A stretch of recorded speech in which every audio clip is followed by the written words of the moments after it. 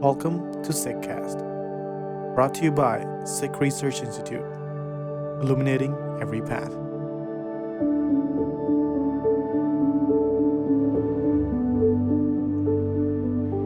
Waheguru Ji Ka Khalsa, Waheguru Ji Ki Fateh.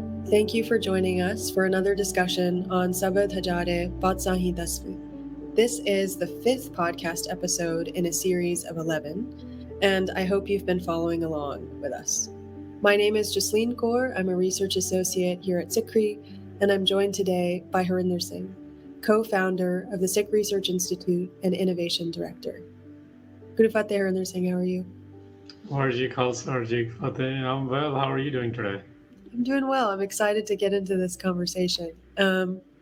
Before we begin, as always, I will be playing Harinder Singh's recitation. Harinder Singh is a research associate in Gurbani linguistics, and a note on his pronunciation. His pronunciation follows the most simple and non-distracting pattern meant for the masses. So Harinder Singh will be pronouncing this the way that it is inscribed.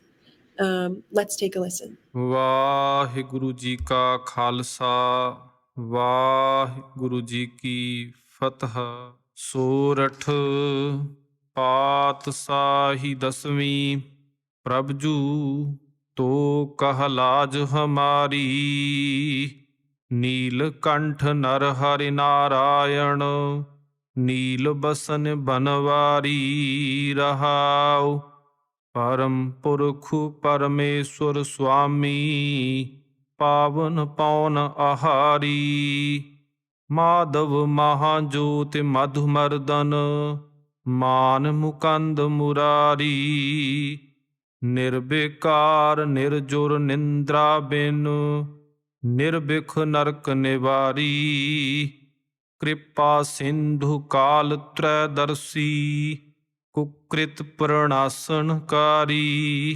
धनुर्पान त्रितमान तराधर अनविकार असितारी हऊँ मति मंद चरण शरणागति कर गहले हो उबारी वाहिगुरु जी का खालसा वाहिगुरु जी की फतह. Now that we've heard Harinder Singh's recitation, I'll be reading the English translation and we'll get into the conversation. Surat Sovereign 10. O Divine, you protect my honor. You are Nilkant, Nadhar, Narayan, Nilbasan, and Banwari. Pause, reflect. O Supreme Being, Supreme Divine, Owner, Auspicious, Air consumer. Madhav, great light.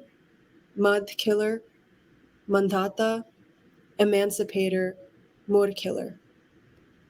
Vice free, age free, sleep free, poison free, hell savior.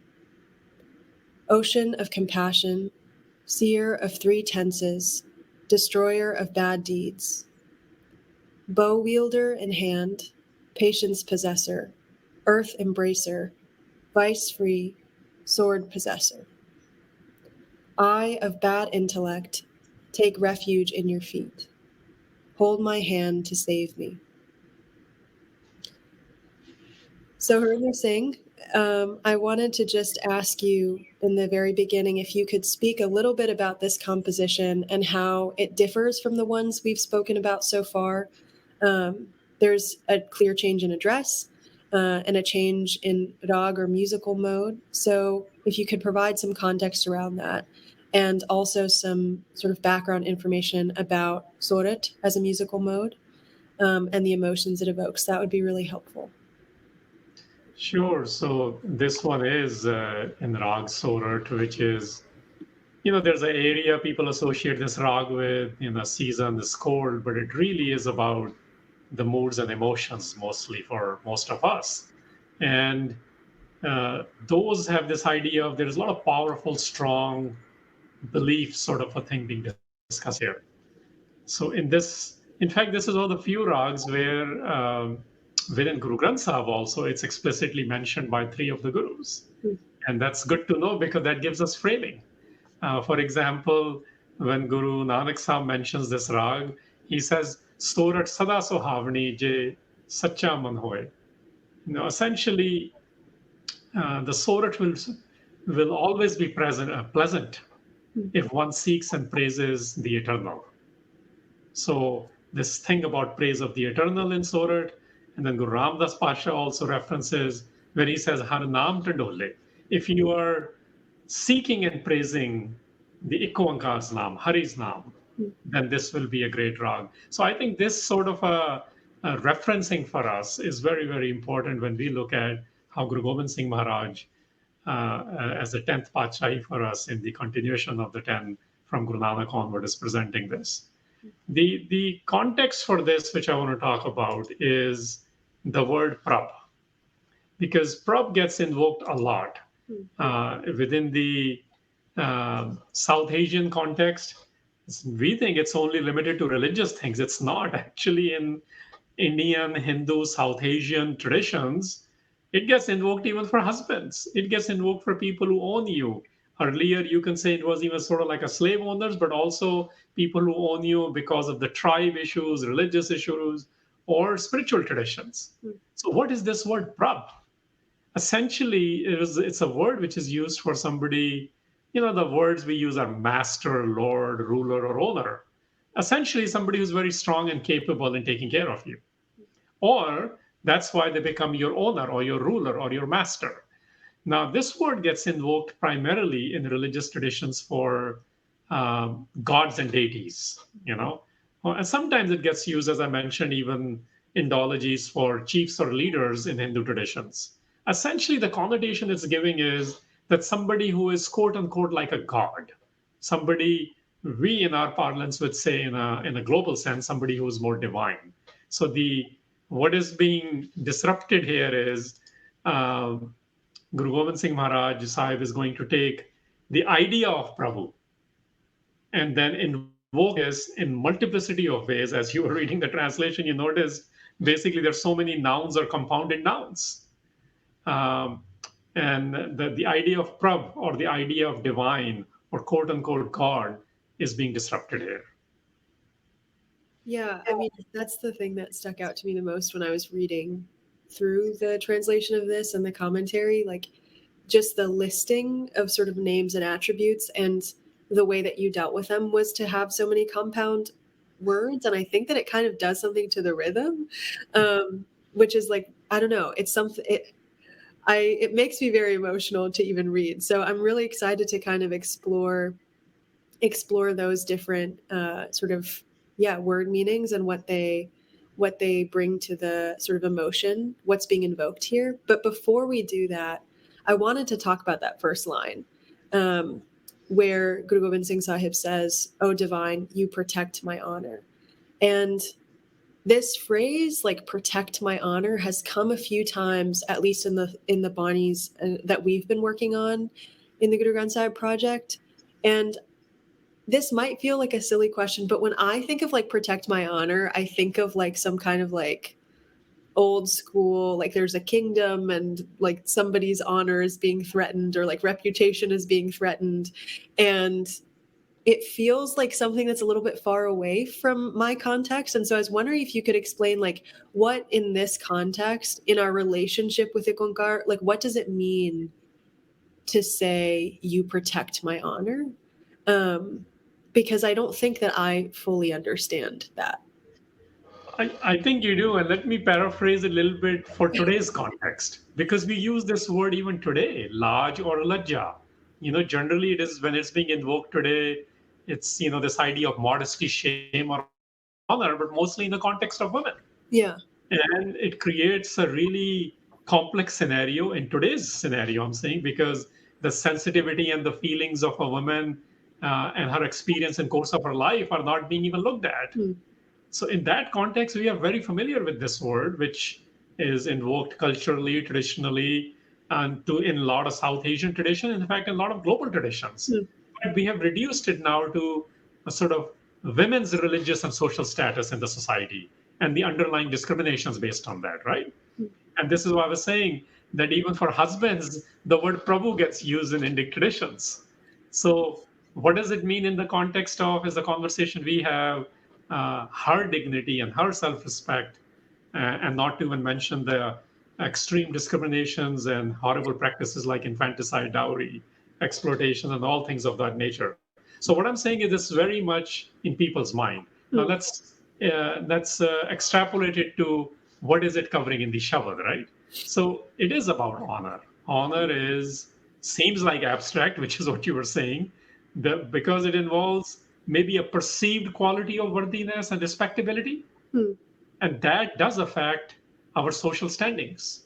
It affects our self-evaluation of evil individual or groups or people, groups of people, or groups of tribes or religions or cohorts, right?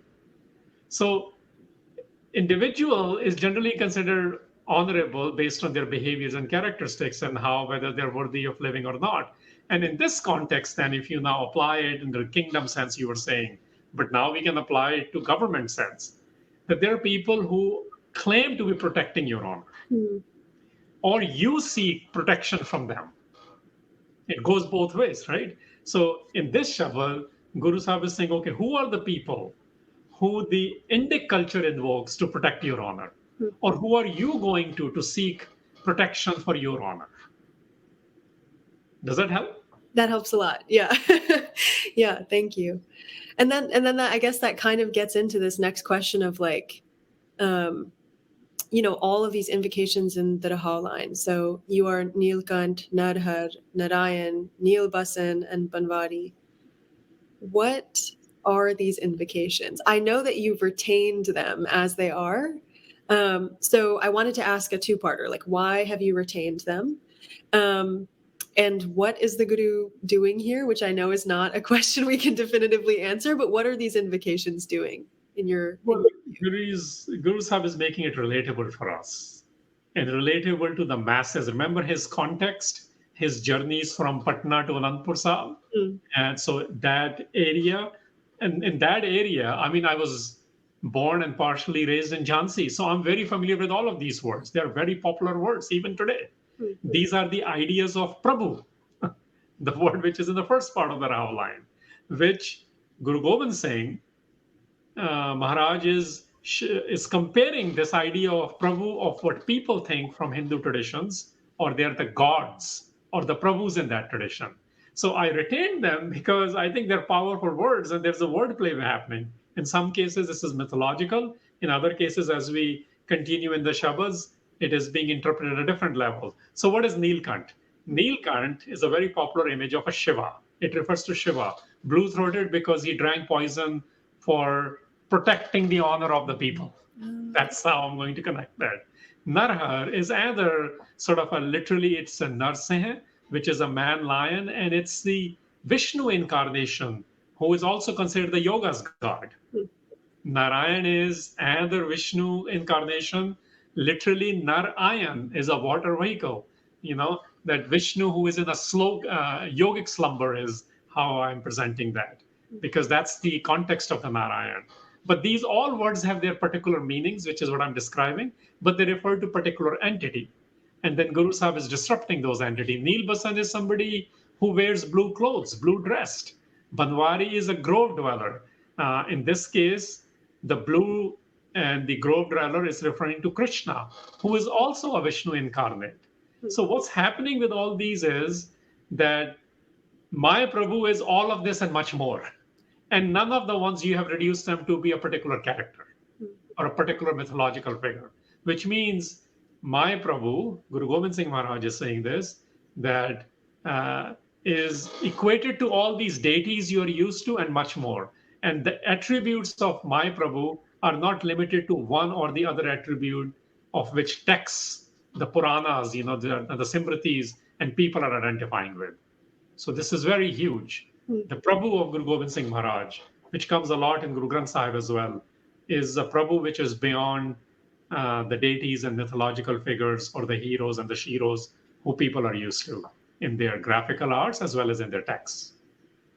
Yeah, and I think that's important because it gets at something we talked about in maybe the first or second podcast about this question of like, when we're dealing with paradigms that already exist, how are we understanding invocations of things that are part of those paradigms? And I think that sometimes we maybe think like, well, this just means that like this paradigm is being endorsed. But what's happening is that there is a, similar to what we've seen in the earlier Shabads, there is like a widening or something that is being made vaster. So that the invocation of that paradigm is not the beginning and the end. It's actually the beginning of some kind of, some kind of move to make things more vast, or make our understandings more vast, I would say.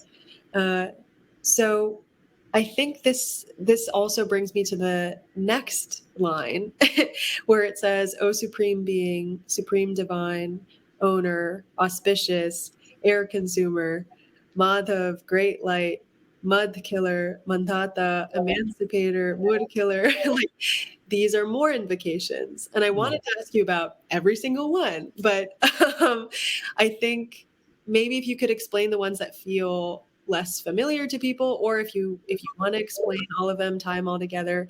I'm particularly interested in sort of the second set of like mumma words that are repeated, because in the earlier line we have nana repeating, and then we have mumma repeating, and I feel like that's something worth talking about, in addition to air consumer, because that really struck me. So right. So and if you listen to them in Pai Balbir Singh's rendition, you will see how this alliteration really works, and which is what you are citing here.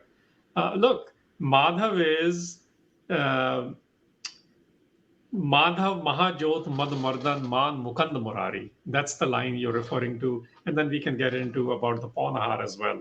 So who are these individuals? Madhav is Supreme Being. Mahajot is this idea of great light. So who is my great light? Who is my sovereign? Who is Madhu Mardan? Madhu and Mur are two demons. So it is actually referring to people who have been dealt with by the Guru in a particular way, but that particularity is founded in historical or mythological aspects of Hinduism. That's what's going on here. So, for example, Mad was a demon who was born out of earwax. So when you say Mad Mardan, the one who was made out of earwax, he was killed. Similarly, Mur is another demon, and Murari is the one who killed him, referring to, in a popular culture or mythological culture, it's referring to Krishna. But here it is being raised to that mind does all of these, not just one of this. Similarly, the word Man came here, right? Man actually is a reference to, there's an ancient king named Mandhata. Sometimes he's also listed as Mandhatra. The reason he's important is because he's a hero. He's a guy, you think of these Greek gods and goddesses, it's like them. Mandhata or Man is the one who captured earth in one day. And he's an ancient king who's also referenced in Mahabharata epic. So the names are very familiar. Mukand literally means the emancipator. So again, what Guru Sahib is doing is that Madhav is not the Vishnu incarnate, which is Rama's and Krishna's for Guru Gobind Singh. Mahajot is not just a particular entity who carries that great spirit. Madhu Mardan is not just the one who got killed by one demon, or Murar as another demon, or Man as another superhero, or Mukand as emancipator. So Guru Sahib is saying all of these are the emancipating forces in the Prabhu for me. So that's why my divine, my Prabhu, carries all these attributes, because my Prabhu is eternal. My Prabhu is self-illumined, and my Prabhu is beyond life and death. And Pawnahar, which you asked me to dwell, Pawnahar is a very big thing. Air consumer is literalism of that. It means, there are entities in India, especially yogic entities. They say they live on nothing except air. It's like, okay, my divine also lives on nothing except air. So this idea is, so what? The Prabhu, I believe this is just infinitesimally small one quality, which otherwise has been made to be such a big thing. So I'm not going to follow the one who has become Pawnahar on this earth, or in your imagination, or in your description, because mythology could be one of those, or some historical figures.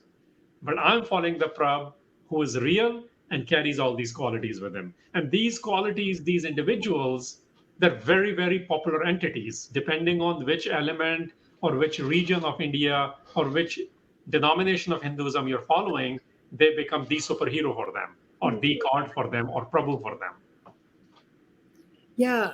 Okay. So that also puts things in a new light, because it's dealing with like another element of this paradigm. It's like, who are the sort of god men that you're dealing with, and who are the smaller gods you're dealing with? Yeah.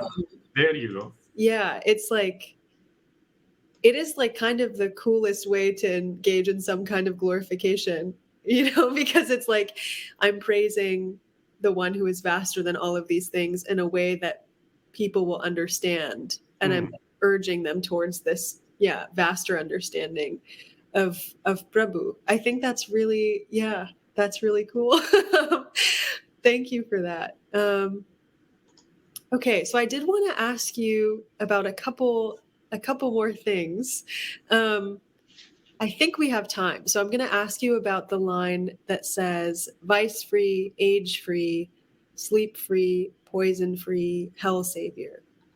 So I think we know what like vices are. We know this idea of like being ageless. We know now what poison is, because we've talked about that in previous discussions.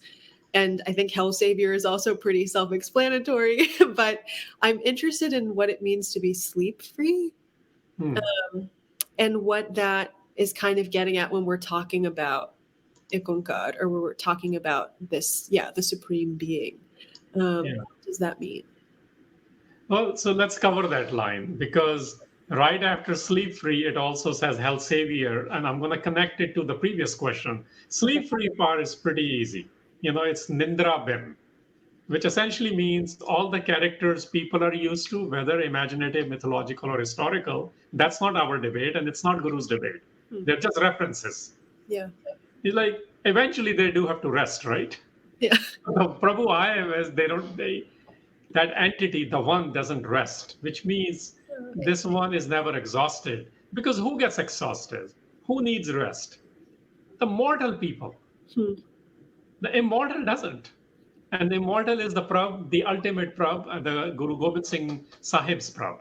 So that's what sleep free means to me, that this one is continuously active in the creation, as we call it.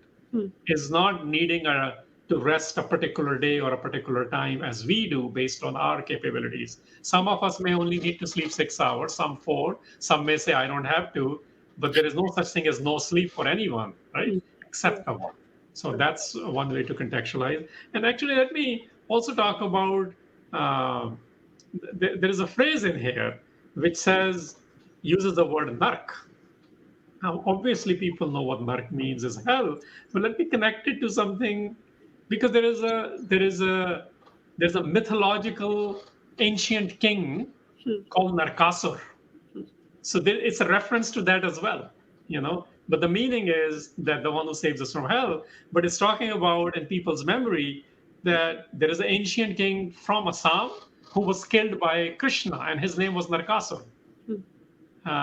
And Pranasan, it uses the word to completely destroy or eliminate. So this idea that a mythological reference is being used to show that how this is actually a divine attribute.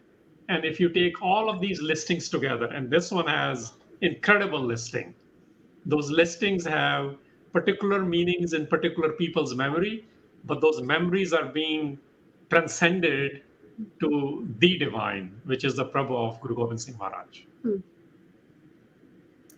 Yeah. Okay. That makes sense. I also wonder if sleep free has anything to do with when we talk about human beings being asleep, we talk about being sort of unaware. Is that also part of it? Maybe. Absolutely. Because not just unaware in a sense of ignorance, but also that we will have the ability to make mistakes because we are in sleep, right?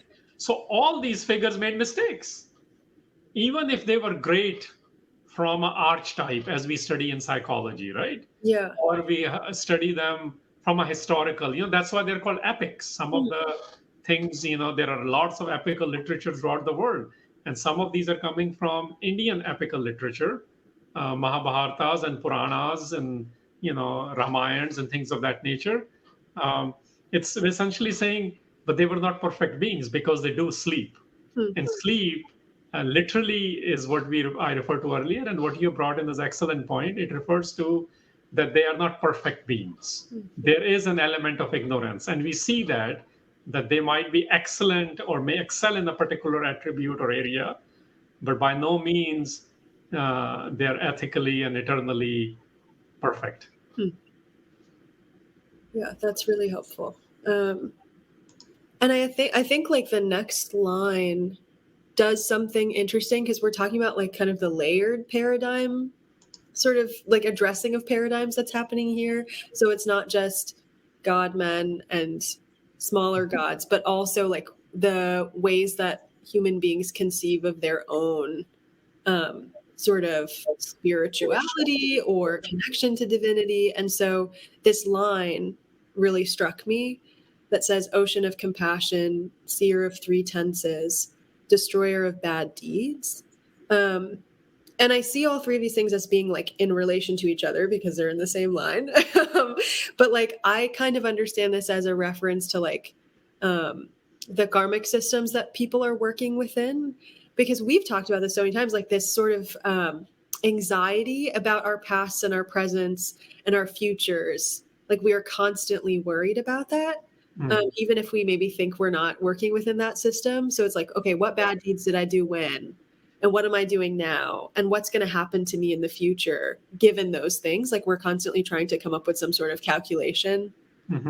And so to me, I see this line as like, there is the one who's able to see all three of these tenses that we're constantly anxious about, and then who is compassionate, and then who is able to destroy the deeds that we're worried about. Like that feels like a kind of multi-layered disruption. So I wanted to ask you about like your thoughts on that line.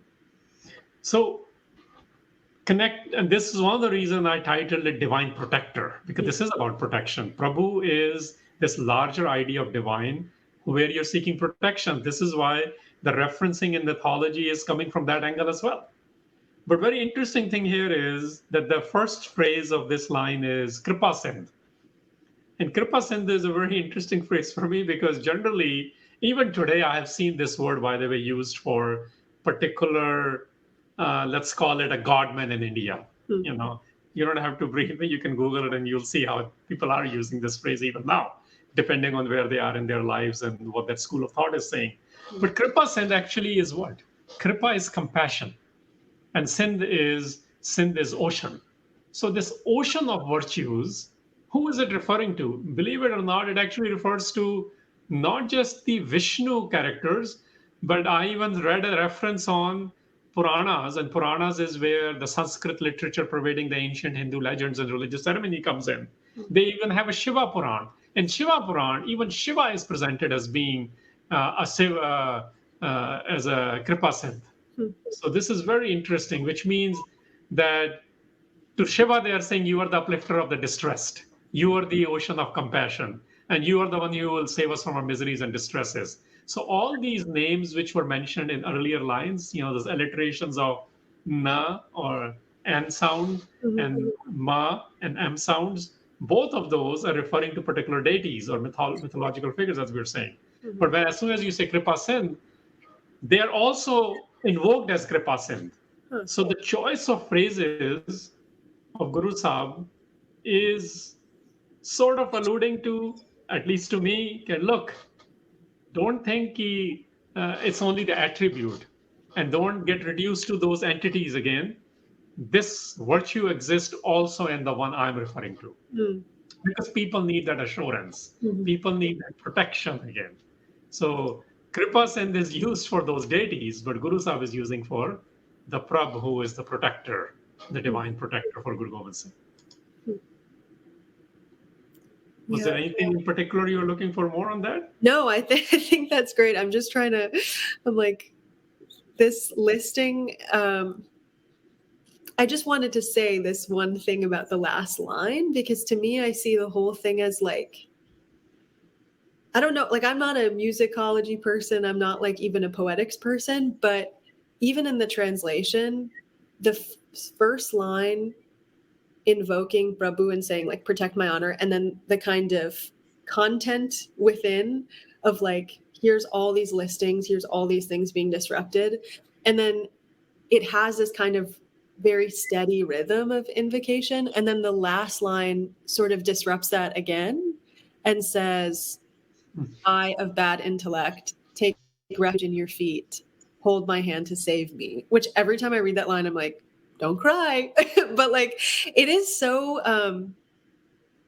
it is doing something. I'm not sure I can fully put it into words, but part of it to me is like, look at all of these things I'm invoking in reference to the one. There's so many sort of ways to understand the one, so many ways that the one is above these like worldly things or these kind of smaller gods. And then the last line where it becomes first person sort of reflection, the only descriptor is I'm of bad intellect. Yeah. And it's like I guess I want to ask what bad intellect is for people who don't know. But I just think that is doing something like emotionally for me that I'm not fully able to articulate, but I wanted to voice appreciation for it. Sure. So let's take it in the context of the complete line, right? Yeah. Because what is mentioned just before that, these are what people are used to as being the agents of protection, let's call it, right? Yeah. There's a protectorate, and so you need some weapons. So bow wielder, that's what people are used to seeing. Sword possessor, right? Somebody who embraces the whole earth, which will include me. Somebody who has patience with somebody like me. Somebody who doesn't have vices like me. That's what's invoked. And after that, only one admission comes, I just can't understand any of this. I don't have the capability to understand this. So it's admission. Yeah. That your listing is so great. And how can, actual word is matman, mandi, quote unquote bad. But it's not just bad. It means it is incomplete, it's ill, it is not conceived properly. All of those things are coming into play. And it says, because there is no way for me to understand all these elements of Prabhu, which are vividly and colorfully seen in public life of people. And Guru Gobind Singh Maharaj is also witnessing all of this. He says, all I can say is I don't have this capacity to understand everything about you. So I'm seeking your protection. Save me, free me. I take refuge in your feet, which essentially means I'm coming under your sanctuary. And remember, the Prabhu is the protector. All of these people, many of them are running their own rules. So I'll slightly connect to that. Under that rule, whose protection you see? The rulers. So this is why the symbolism and word choices of not just the greatnesses and their capabilities, but also their ability to protect you, including with armaments. So it's not meditative protection only, if I may call it that, because I think many a time we make them too esoteric. It is very much physical as well, and then the sword is invoked and the bow and arrow are invoked from that perspective as well. Yeah. And I think maybe you could I know you talked about Prabhu in the beginning, but there is this aspect of Prabhu that we've talked about before where it's like, we had kind of likened it to like the sort of duty of like compassion, or like it's not just this positional thing, it's that like inherent to that Prabhu is this kind of compassion that is like part of their kind of, I don't want to say job description, but do you know what I'm trying to say? Like there is something that is being invoked when we talk about Prabhu that is actually much more intimate than we might realize, because we think of Prabhu only as like positional. But in relationship to creation, there is this like compassion that is inherent in that naming. Yes. So let's connect it even more directly with the word honor now. Now see it in that context, because Guru Gobind Singh Maharaj invoked it himself. Yeah. So who's protecting your honor? And even the referencing when it came that the particular God came on this earth, so it's all about protecting the honor on this earth. And this is where you and I are in trouble and we don't know who to go to help for, right? So people are seeking that protection. Historically, we see this. Even in the Sikh world, we saw that, in the missile period, that they were helping this protection to other entities as well. So, and I see this in the interiors of India and Punjab even, where people are looking for this protection from somebody who has a status in the community. What Guru Gobind Singh Sahib is saying, look, you can keep looking to those people to treat you with honor and dignity and respect. And he uses the word honor, large. But really, my honor is with you. I don't have the capacity to understand you. But Prabhu, you have all these capability. And top of that, you also are compassionate, always. This compassion, I'm not invoking. I'm just acknowledging and realizing it. Because a lot of those earthly authorities don't have that. They actually are just treating you as a subject at the end of the day. Yeah? So in the context of honor, this is very, very big. That only the Prabhu protects the honor. Everyone else, they may become instruments for us, but they are not the protectors. Prabhu is the protector of honor. Prabhu, whose protectorate includes multiplicity of things. And in Sorat, this is powerful now, you see. And that's where the Sorat comes in. In fact, let me just mention the challenge I had in this one was on how to look at this whole sort of alliteration of mythological figures, alliterations of Hindu epical figures from Puranas and other places and the various texts. So literal and figurative play, mythological character and divine attribute play. We got to get this right. And I think the deeper we understand some of those details of those individuals, we are able to understand how Guru is perfect, but in these poetic devices, as we call them, to understand it, is utilizing all those popular things and disrupting them and raising them to the next level of consciousness, where he says, "This is my Prabhu." That was tough to navigate mythology and divine attribute. Yeah, thank you for sharing that. Because I even reading it, I was like, I don't even know where to begin talking about this. So one more thing which I want to mention is that, as a seeker, I'm interested in what flavors Guru Gobind Singh Maharaj is offering to us, and not get into this debate today, which has become very big, whether Guru Gobind Singh is eulogizing particular gods or goddesses, or whether Sikhi is part of Hinduism or vice versa, and things of that nature are going on. This is not about that. This really is about feeling the rust, the sentiment, and even tasting it. And I was invoking Guru Arjan Sahib here because in Guru Granth Sahib, Guru Arjan Sahib says about Rag Sorat that Sorat Soras Pijiya, Kabhu na phika hoy, that those who sip the nectar of Sorat, the flavor never fades away from them. So the reason I'm invoking this is the debates can continue. They were there, they will be there again. This is really what I'm trying to do is present as a seeker. We are having conversation as a seeker, that unless we taste this flavor of Sorat Patshahi Dasmi, where Guru Gobind Singh Sahib is presenting his divine, his sovereign, who I'm calling my sovereign, unless we taste that flavor of what is happening with these colorful vocabularies of alliterations of na and mas, and this mythological figures being presented and then being transcended for Guru Gobind Singh Maharaj. Unless we taste those flavors, we will never be able to connect with the divine. Our hijr will continue, our separation will continue, and we will not have glimpses of union with the one. For that, let's taste a bit of Sorat's rendition of Bible. Veer Singh will help us on that. Yeah. And the verbiage, the words, the Sabad to protect our honor will come from the Shabad itself. Yeah, that's beautiful. Thank you. I think for me personally, I think I'm going to be thinking about this ocean of compassion quite a bit, and this seer of three tenses quite a bit, because I tend to be a stuck in the past kind of girl. So I think that's something that I'll probably think a lot about and feel, a little bit about. Some of us are stuck in the past, some are projecting too much in the future, and what is being told to us is, and look at what we need to do in the present, because the Prabhu of Guru Gobind Singh is operating in all three dimensions.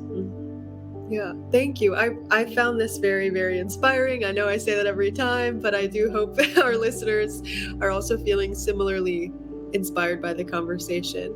Our next podcast will be on Sabad 5. I hope you all join us again next time. And in the meantime, if you have any questions or comments, feel free to email me at jasleen.kaur@sikhri.org. Thank you, Harinder Singh. Thank you, Jasleen Kaur. Varji Khalsa, Varji.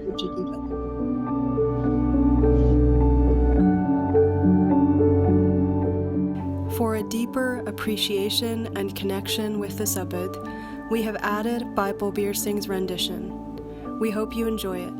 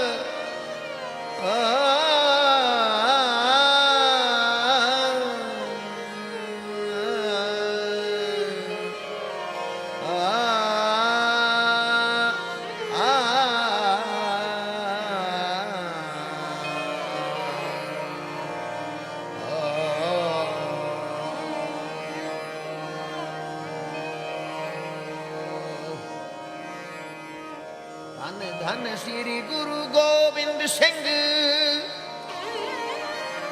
Sahib ji ਮਹਾਰਾਜ।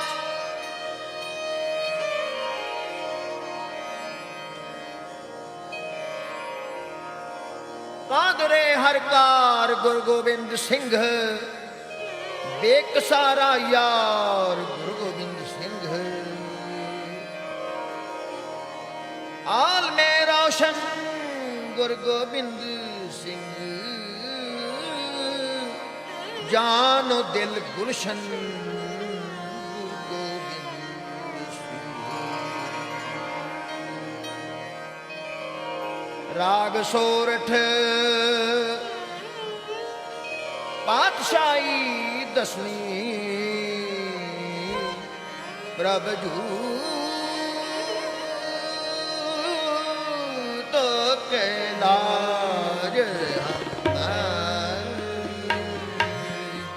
ਪ੍ਰਭ ਜੂ ਤੋ ਕੈਲਾਜ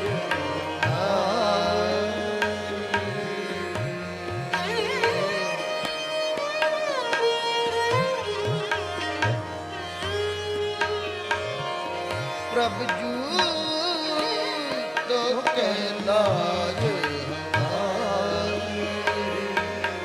ਪ੍ਰਭ ਜੂ ਤੋ ਕੈਲਾਜ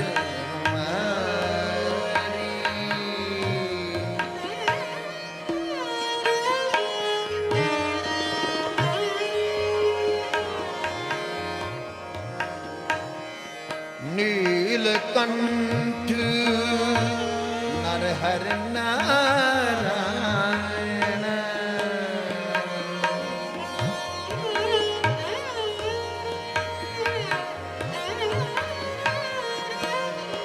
नीलकंठ नरहर नारायण नील बसन बनवार तो कैलाज प्रभ जू तो कैलाज प्रभ जू तो कैलाज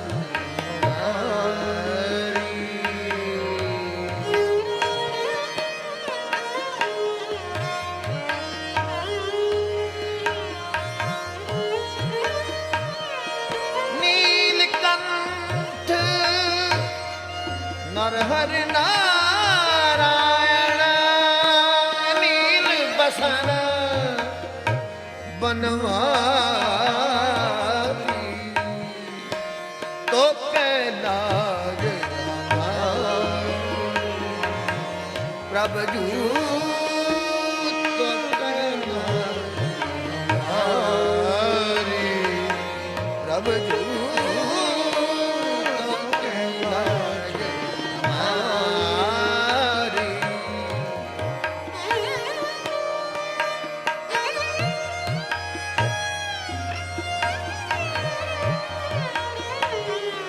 परम पूरक परमेश्वर स्वामी पावन पावन आहारी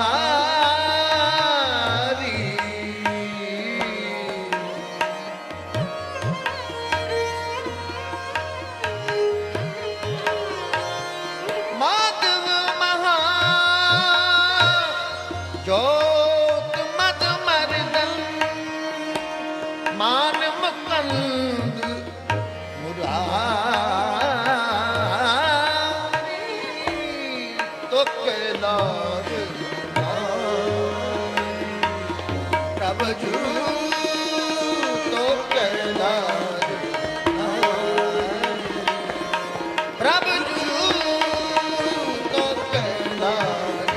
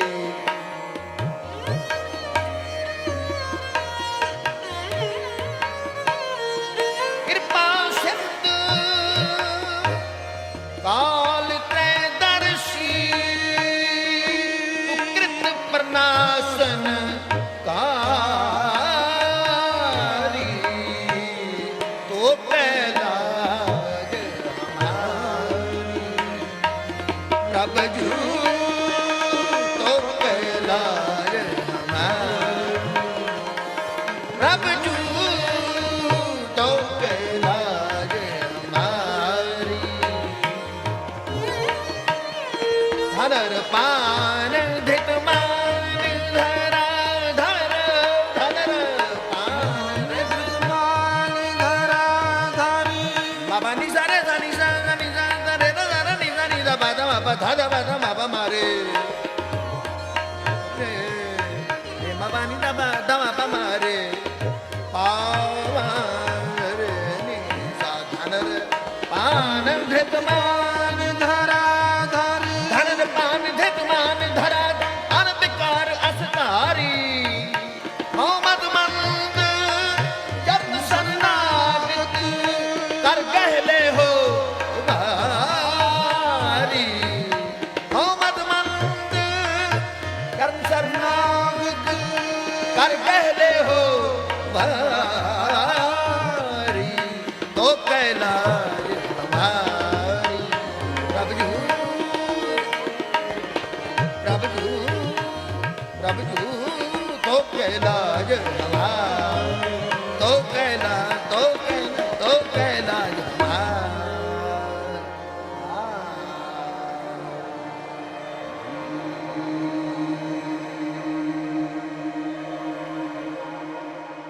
You were listening to SikhCast by Sikh Research Institute, illuminating every path.